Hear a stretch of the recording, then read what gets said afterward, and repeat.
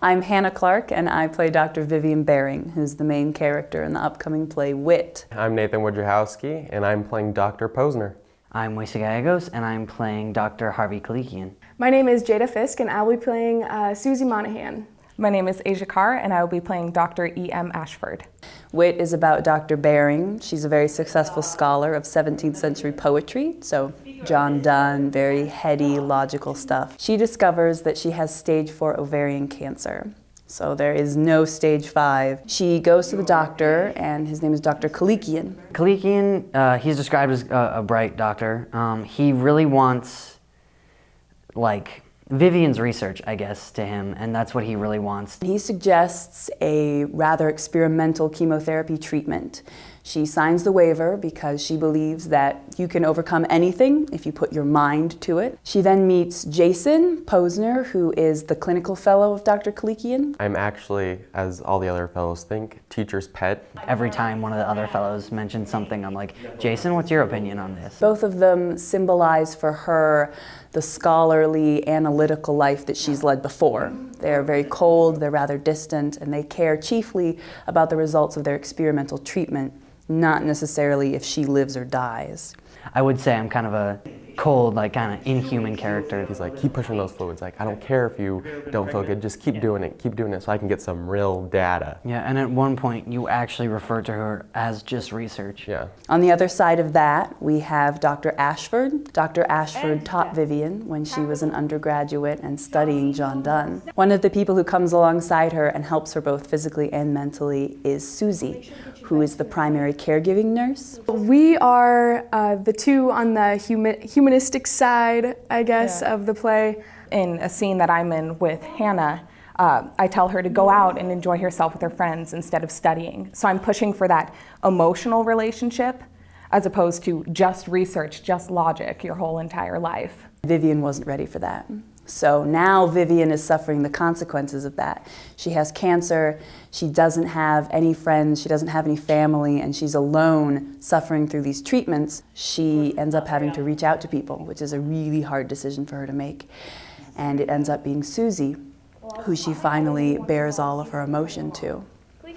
Throughout the play, there's a lot of wonderful scenes where poetry is discussed, and while I am discussing these big issues of life and death in poems, they're actually reflected in the same struggles that my character is going through when she faces the actuality of dying versus the idea of dying.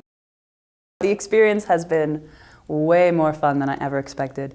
I was very apprehensive to be a part of a show about cancer because I thought, oh no, I don't want to be clinically depressed for 2 months. In sharp contrast to that, the whole cast is upbeat.